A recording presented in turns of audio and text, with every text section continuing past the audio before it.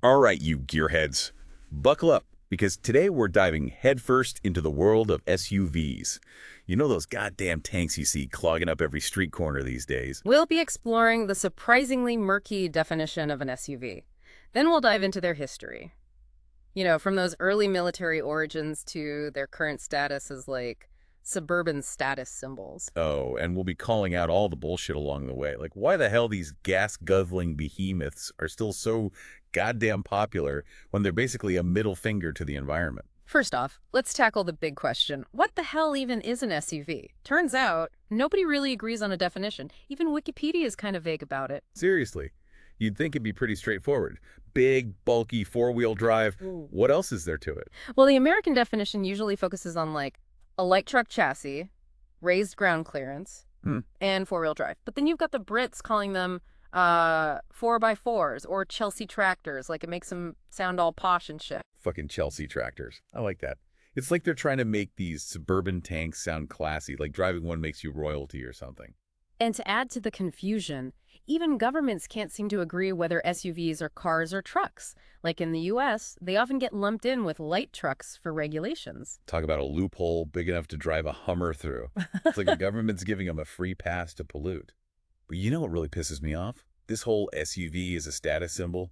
Bullshit. Well, it is fascinating how they've gone from like rugged utilitarian vehicles to these like luxury behemoths, decked out with leather seats and more gadgets than a spaceship. Whatever happened to the days of, like the Jeep Wagoneer and the International Scout? Those were built for a purpose, at least. Yeah, those were the real deal. Back when off-roading wasn't just a marketing gimmick to sell you a car that'll never see anything rougher than like a gravel driveway. But then along came the 1984 Jeep Cherokee XJ, and the game changed. The Cherokee was a game changer because of its unibody construction. Essentially, it meant the body and chassis were welded together as one piece instead of being separate like in traditional SUVs. So it was more like a car than a truck. Exactly. It made the Cherokee lighter, more fuel efficient, cheaper to produce. Plus, it handled better on the road. Suddenly, SUVs weren't just for farmers and off-road enthusiasts. They were for everybody. And that's when the SUV market just exploded, right? Everyone and their goddamn dog wanted one. Pretty much. It's like people suddenly decided they needed four-wheel drive, even if they lived in the city and the closest they got to off-roading was, driving over a curb. Speaking of city driving, can we talk about the fucking elephant in the room? These things are a menace on the road. They're huge, they block everyone's view, and they're a nightmare to park. Well, they do have a higher center of gravity than regular cars, Yeah. which makes them more prone to rollovers. Rollovers. Don't even get me started on that shit. I swear. Every other day I see some asshat in a giant SUV nearly tipping over because they took a corner too fast. It's like they think they're driving a goddamn monster truck. And their bulky front ends can be lethal to pedestrians. Like a study by the Insurance Institute for Highway Safety found that pedestrians are 3 times more likely to be killed when struck by an SUV than by a car. 3 times? That's fucked up. It's like driving a battering ram on wheels. Yeah. And don't even get me started on the environmental impact. Wikipedia says that SUVs are one of the biggest contributors to global warming, right? They definitely have a bigger impact than smaller cars. Their fuel efficiency is generally worse, and they require more resources to manufacture. So basically driving one of these things around is like giving the middle finger to Mother Nature. Pretty much. But let's not get too doom and gloom just yet, because despite all the downsides, the SUV market has become incredibly diverse. Oh yeah, there's a whole goddamn family of gas guzzlers out there these days. You've got your crossovers, your mini SUVs, your compact SUVs, mid-size SUVs, full-size SUVs, extended-length SUVs. It's ridiculous. And then there's the ridiculous trend of coupe SUVs. I mean, what the fuck is that even supposed to be? A sporty SUV that's like trying to make a vegan burger taste like meat. It's like the automotive industry took the term SUV and decided to stretch it further than a yoga instructor on a bender. And the irony is even luxury brands like Lamborghini and Ferrari have jumped on the SUV bandwagon with their own high-performance and high-polluting models. It's like they're saying, hey, we know climate change is a thing, but look how fast this gas guzzler can go. All right, so we've established that SUVs are, how should I put it, a mixed bag. They've got some serious downsides, but they've also become incredibly popular and diverse. So where do we go from here? I think it's time to delve into the history of these beasts and see how they evolved from humble beginnings to the automotive juggernauts they are today. From war machines to status symbols, the evolution of the SUV is a wild ride. Buckle up, folks. It's going to get bumpy. All right, let's rewind the clock a bit and trace the lineage of these pavement pounders. Before they were glorified grocery getters and soccer mom chariots, SUVs actually had a purpose. You know, like hauling troops and uh, conquering rough terrain. Yeah, back when off-road wasn't just a bullshit marketing tactic to sell you a vehicle that'll never see anything rougher than a pothole-ridden parking lot. So where the hell did these things come from? Well, according to Wikipedia, the earliest ancestors of SUVs can be traced back to military vehicles from like the 1930s and 40s. Think rugged, bare bones machines designed for war, not for, hauling kids to soccer practice. Makes sense. I bet those things were built like tanks. You could probably drive one through a brick wall and barely scratch the paint. Some of them were pretty damn close. You know, we're talking about vehicles like the 1936 Kuragang Type 95 from Japan or the 1938 GAZ-61 from Russia. No power steering, no heated seats, just pure utilitarian function. So how did we go from war machines to those plush, leather-bound behemoths we see today? It's a fascinating evolution. Even in those early military designs, you can see hints of that, station wagon style body that we associate with modern SUVs. Like, take the 1940 Humber Heavy Utility, for example. Essentially, it was a fancy British estate car with four-wheel drive. So even back then, they were blurring the lines between passenger cars and off-road vehicles. Exactly. It was like the missing link in the evolutionary chain of the SUV.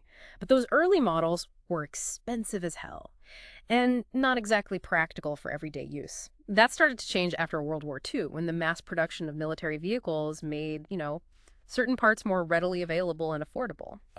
So that's when things started to get interesting. What came next? Well, you had some real pioneers emerge, like the Willys Jeep station wagon in 1949. It was one of the first station wagons to offer four-wheel drive, opening up, a whole new world of possibilities for families who wanted both space and capability. Yeah, that must have been a game changer for folks who wanted to venture beyond the paved roads. Absolutely. And then you had the Chevrolet Suburban in 1955, which, is still going strong today. And let's not forget the International Harvester Travel in 1956, often credited as the first full-size SUV. It's not amazing how some of these early SUV names have just, stood the test of time.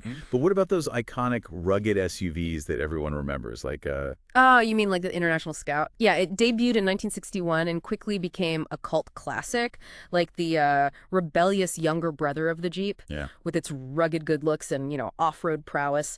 It proved that you didn't need a massive vehicle to tackle tough trails. And then there's the legendary Jeep Wagoneer, right? Right, the Wagoneer, which hit the scene in 1963. Brought a touch of luxury to the SUV world. It had this sophisticated station wagon design that was miles ahead of its time, showing that SUVs could be both stylish and functional. No wonder it's considered one of the most iconic SUVs of all time. But for me, the real turning point in SUV history was that 1984 Jeep Cherokee XJ. That's when things went from niche to mainstream, right? Absolutely. The Cherokee was a revelation. Its unibody construction made it lighter and more fuel efficient than, its body-on-frame predecessors. Plus, its car-like interior appealed to a wider audience. So it was basically the gateway drug to the SUV craze we see today. You could say that. It opened up the market to a whole new demographic. People who wanted the space and image of an SUV, but without the rough ride and poor fuel economy of traditional models. And then the floodgates opened. The 90s and early 2000s saw the rise of those massive gas-guzzling behemoths like the Hummer H2 and the Cadillac Escalade. It was the era of excess, and SUVs were the poster child for conspicuous consumption. Everyone wanted to outdo each other with their oversized, fuel-inefficient status symbols. It was a crazy time. But then the 2008 recession hit, and the SUV bubble burst. Fuel prices skyrocketed, and suddenly those big, thirsty behemoths weren't looking so appealing anymore. Yeah, reality had a way of biting people in the ass back then. It was a wake-up call for the automotive industry. They realized they couldn't just keep churning out those massive SUVs and expect people to buy them. Exactly. They had to adapt or die. So they started downsizing, making smaller, more fuel-efficient SUVs and crossovers that appealed to a wider audience. And that's what brings us to the, SUV landscape we see today. It's a more diverse market than ever before, with a vehicle for practically every taste and budget. From tiny city slickers to rugged off-roaders, there's an SUV out there for everyone. But has the industry really learned its lesson? I mean, they're still pushing these things like they're the greatest invention since sliced bread. It's a complex issue. On one hand, you have legitimate demands for SUVs. Large families, people who live in areas with rough terrain, those who tow boats or campers. There are, practical reasons why someone might choose an SUV over a smaller vehicle. Okay, I get that. But let's be real. Most people who drive SUVs don't need them. They just want them. They want that image, that feeling of power and security that comes with driving a big, imposing vehicle. There's definitely an element of that. It's about more than just practicality. It's about image, status, and a sense of adventure, even if that adventure is just, navigating a crowded parking lot. And let's not forget the role that government regulations played in shaping the SUV landscape. Remember those loopholes we talked about earlier? The ones that allowed manufacturers to, classify SUVs as light trucks and get away with lower fuel efficiency standards? Right. Those loopholes definitely contributed to the explosion of oversized SUVs in the 90s and early 2000s. But to be fair, those regulations have tightened up in recent years, and manufacturers are being forced to make their SUVs more fuel efficient. No progress. Maybe, but it's a slow process, and there's still a long way to go. All right. We've covered the history, we've talked about the pros and cons, and we've explored the different types of SUVs out there. I think it's time to get down to brass tacks and address the elephant in the room. Are SUVs really all that bad? That's the million-dollar question, isn't it? And it's not an easy one to answer. SUVs are complex. They're not inherently good or bad, but they come with a unique set of, benefits and drawbacks that need to be carefully considered. So, like everything else in life, it's all about weighing those pros and cons and making an informed decision. Precisely. And recognizing that even if you choose to drive an SUV, there are ways to do it responsibly and, minimize your negative impact on the environment and the safety of others. Like opting for a more fuel-efficient model. Yeah. Driving defensively, being extra vigilant around pedestrians and cyclists, and considering alternative modes of transportation whenever possible. Exactly. It's about acknowledging that SUVs come with certain inherent risks and drawbacks and choosing to mitigate those risks as much as possible. All right, I'm starting to see your point. It's not about demonizing all SUVs, but about, promoting responsible SUV ownership. But let's be real, most SUV owners are still going to be oblivious to the downsides, right? They'll just keep on driving their gas-guzzling behemoths with reckless abandon. Probably. But that doesn't mean we should give up on trying to, educate them. Perhaps if we can encourage people to think more critically about their choices and the consequences of those choices, we can start to shift the culture surrounding SUVs. So what you're saying is there's hope. I believe so, but it's going to take a collective effort. It's going to take consumers demanding more fuel-efficient and sustainable options. It's going to take governments implementing stricter regulations, and it's going to take individuals, making responsible choices behind the wheel. Okay, I'm starting to feel a little less pessimistic about all this, but let's face it, some of our listeners out there are still going to end up buying an SUV. So what advice do we have for them? If you absolutely must have an SUV, choose wisely, consider your needs, prioritize fuel efficiency and safety, and for the love of all that is holy, drive responsibly. And if you can, maybe consider a smaller, more eco-friendly alternative. Your wallet and the planet will thank you. Okay, let's cut the crap. We just spent an hour shit-talking SUVs, but let's be real. Some of you stubborn bastards out there are still going to end up behind the wheel of one. Harm reduction, people. Gotta start somewhere. Exactly. So before you rush out and buy the first shiny SUV that catches your eye, ask yourself, do you really need one of these goddamn things? Be honest with yourself. Are you hauling a boat every weekend? Do you live at the top of a mountain with a treacherous dirt road? Or are you just trying to, compensate for something? Yeah, because let's be real. Most people who drive SUVs don't need all that extra space or off-road capability. They just want to look cool or feel superior on the road, like they own the damn place. If you're just looking for a practical family car, a regular station wagon or minivan will do the job just fine. And they'll probably get better gas mileage, too. Speaking of gas mileage, let's not forget about the environmental impact of these things. Yeah. If you're worried about your carbon footprint, and you should be, you planet-killing bastards, then you need to choose your SUV wisely. Yeah, some of the newer models are actually surprisingly fuel efficient, especially the hybrid and electric ones. So do your research and pick a model that won't make Greta Thunberg come after you with a pitchfork. And for the love of all that is holy, avoid those giant, gas-guzzling monstrosities. You know the ones I'm talking about. Those behemoths that look like they could crush a smart car with their bare tires. Yeah, those things are an abomination. They're bad for the environment, they're dangerous to other drivers, and frankly, they just make you look like a complete douchebag. Couldn't have said it better myself. All right, let's move on to safety. Because let's be real, SUVs have a reputation for being, rollover machines. With their high center of gravity, they're more likely to dip over if you take a corner too fast or swerve to avoid something. That's why it's crucial to look for models with a lower center of gravity and, advanced safety features like electronic stability control and rollover mitigation. The systems can help to prevent rollovers and keep you safe in those emergency situations. And for God's sakes, learn how to drive the damn thing properly. Don't be that asshat who's weaving in and out of traffic like they're in a Fast and Furious movie. An SUV is a powerful machine and it demands respect.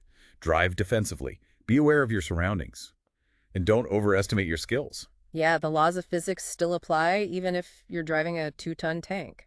And speaking of driving responsibly, can we please address the parking situation? If you're going to drive a giant SUV, at least have the decency to park it properly.